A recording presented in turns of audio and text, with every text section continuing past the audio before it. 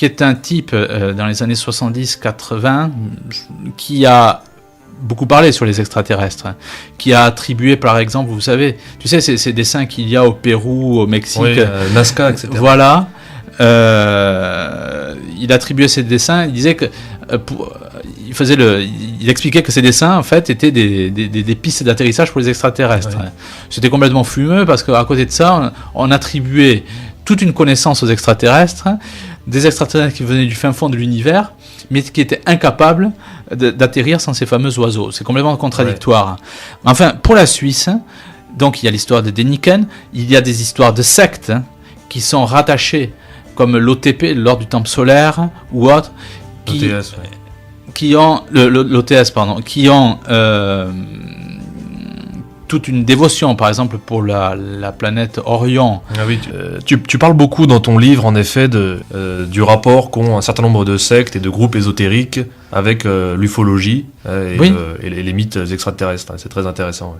Et on trouve par exemple sur Orion, c'est Crowley qui voue un culte à Orion. Ah, Aleister Crowley, oui. La secte de Scientologie aussi s'intéresse beaucoup. Enfin, il y a toute une notion d'extraterrestre avec, je me souviens plus du nom, mais il y a, c'est ce que je... Le mouvement raélien aussi. Le mouvement raélien, etc., etc.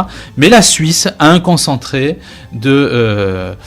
comme ça, il semblerait, pour un intérêt, pour un élan extraterrestre. Et la dernière en date, c'est par exemple, c'est en Suisse que l'on a découvert la première exoplanète. Mm-hmm. Une exoplanète étant une planète qui n'appartient pas à notre système solaire.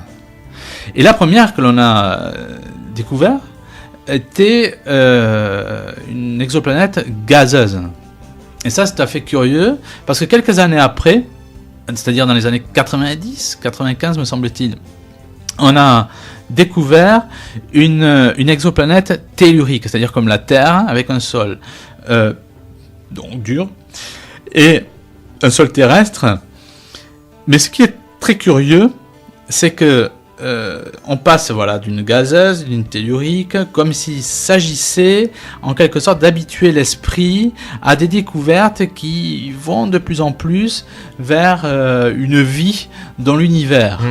On a vraiment l'impression que la plupart des scientifiques aujourd'hui veulent absolument finir par découvrir des extraterrestres et préparent le terrain dans cette optique.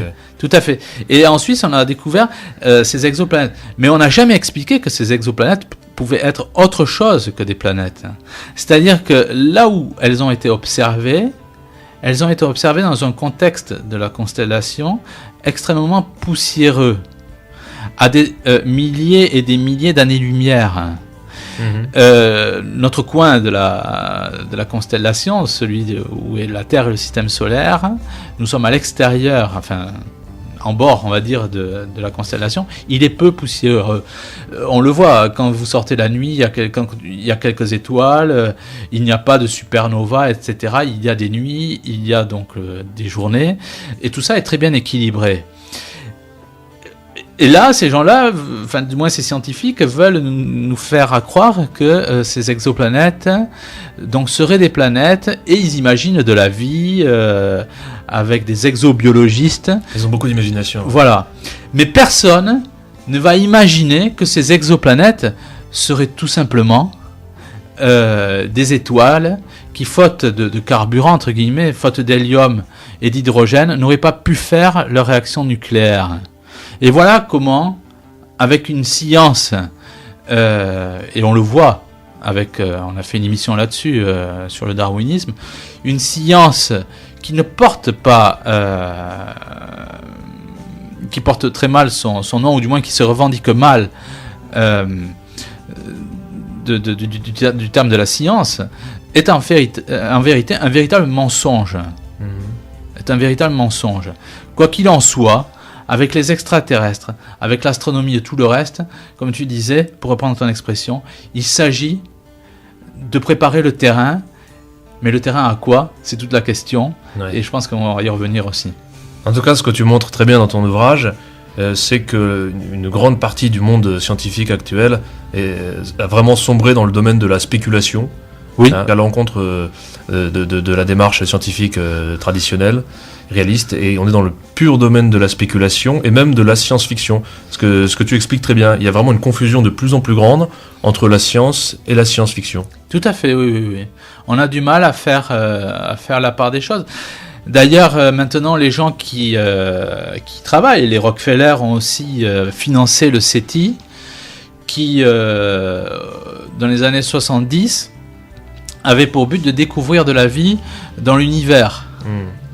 C'est tout le programme Aceribo, de mémoire, je pense que c'était en 74, où on a envoyé sur une plaquette dans l'univers, donc on a envoyé l'ADN de l'être humain et notre positionnement effectivement dans l'univers.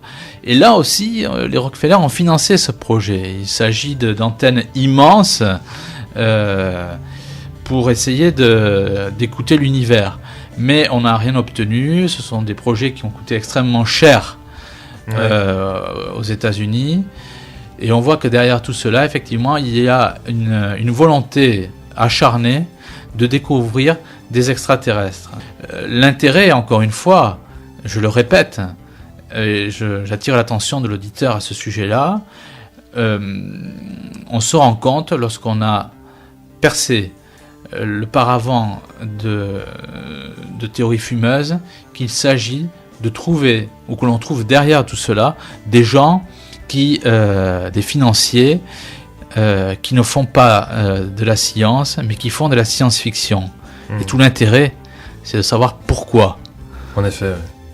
Bon, Laurent, est-ce que tu pourrais nous expliquer un petit peu la genèse de cette mythologie extraterrestre ? Je crois que c'est un phénomène plutôt récent. Les extraterrestres en tant que tels, ça remonte aux années 50 ou fin des années 40. Par contre, les ovnis, ce qu'on appelle les soucoupes volantes, ça peut être beaucoup plus ancien. Les ovnis, oui. Disons que, par exemple, au IIIe siècle avant Jésus-Christ, on a découvert des manuscrits hindous que l'on appelle en fait des Ramayana ou des Mahabharata, qui mentionnent l'existence de vaisseaux aériens préhistoriques. Ou alors au XVIe, XVIIe siècle, il y a des visions, par exemple au Japon, de grandes sphères dans le ciel. Ouais. Goethe parle aussi de cela en Allemagne. Ce qui est intéressant, c'est que on parle, avant les années 1890, on parle d'extraterrestres, mais d'animaux extraterrestres qui peuvent venir de Vénus, de Mars. Et c'est après où on parle d'extraterrestres humanoïdes. Donc la science qui a repoussé un peu, on va dire, la provenance des extraterrestres en dehors du système solaire, puisqu'on s'est rendu compte que sur Mars et sur Vénus, il n'y avait absolument aucun extraterrestre, pas plus que sur la Lune. Donc on peut effectivement avoir une traçabilité pour les extraterrestres à partir de cette période. La science-fiction ensuite notamment avec Wells, Herbert Wells, qui a étudié la biologie sous la direction par exemple de Huxley. Et en 1898, il a publié La guerre des mondes. Donc c'est dans cet ouvrage, c'est le premier ouvrage où on a des intelligences extraterrestres. Donc la science-fiction, c'est encore un exemple, à partir de là, a commencé au fur et à mesure des décennies, à tirer la science sur un monde qui est où il devient de plus en plus difficile de faire la part entre science-fiction et la science. Il y a par exemple aussi une chose très intéressante, Kepler, ce fameux astronome d'origine allemande, qui en 1634 a publié Somnium, qui parle de l'histoire en fait d'un étudiant en astronomie qui est transporté sur la Lune par des forces occultes. Donc ça c'est très intéressant. On voit aussi par exemple avec ce qu'on appelait un boulémique de la machine à écrire, parce que je crois qu'il a écrit bien plus de 500 livres.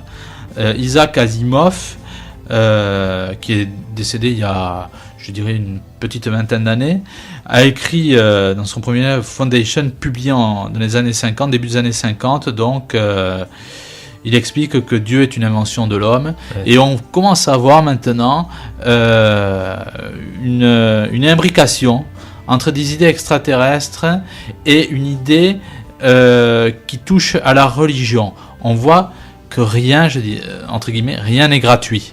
Et c'est tout l'intérêt justement des extraterrestres. Une chose, par exemple, dont l'ufologie ne parle pas, on remarque qu'il y a des gens qui prétendent avoir des relations, des liens avec des extraterrestres. Ouais. Encore une fois, lorsqu'on casse cette barrière du ridicule, on se rend compte de quoi ? On se rend compte de la chose suivante, c'est que les noms des extraterrestres, les noms que ces gens, ce qu'on appelle des contactés, qui ont des contacts avec des extraterrestres, on se rend compte que ces noms d'extraterrestres sont des noms de démons. Je n'invente rien, je constate, je compare, et les plus connus par exemple sont Ashtar, qui chez les Phéniciens s'appelle Ishtar, et qui est une célèbre divinité mère, appelée Balat. Ce sont des démons. On retrouve aussi Moloch, on retrouve Orton, Ramu, Phircon, qui sont des noms de démons. Le plus connu sont les Anunnaki. Les ufologues sont passionnés par les Anunnaki. C'est une dernière mode, il faut le dire comme cela. Les Anunnaki, en fait, viendraient d'une planète X. Et cette planète fut un temps, je ne sais trop quand, il y a peut-être des milliers d'années, était menacée. Et donc les Anunnaki ont une excellente idée. Ils ont créé l'être humain à partir de leur ADN et des hommes préhistoriques pour faire travailler donc ce croisement qui est l'être humain d'aujourd'hui. Oui. Soit, je n'ai rien contre, bien qu'il y ait beaucoup de choses à dire sur ces croisements d'ADN qui, à mon sens, ne sont pas possibles. Mais on se rend compte de la chose suivante. C'est une théorie de Zecharia Sitchin, qui est un homme qui a travaillé en Israël, qui est aussi quelqu'un qui est bercé par l'ufologie, la science-fiction. Et les Anunnaki ne sont ni plus ni moins, et c'est très curieux, que les 7 gardiens de l'enfer dans la civilisation de Sumer. Et encore une fois, il s'agit de casser, toujours pareil, d'aller au-delà des interprétations ou des beaux récits que l'on nous livre. Et on se rend compte que ces noms, effectivement, d'extraterrestres sont des noms de démons, notamment des démons de l'empire de la civilisation, de Sumer. Et la question qu'on peut se poser, c'est est-ce qu'il s'agit ou est-ce qu'il ne s'agit pas avec de vieilles idées de faire des habits neufs.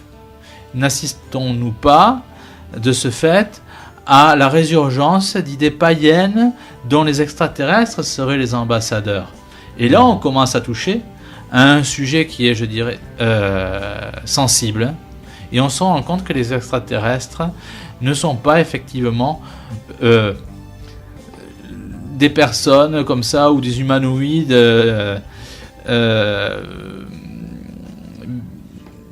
dont le fondement est tout à fait gratuit et bien gentil. Il s'agit bien de choses bien plus complexes, de choses qui nous ramènent à la mythologie, et notamment à des choses assez inquiétantes de la mythologie.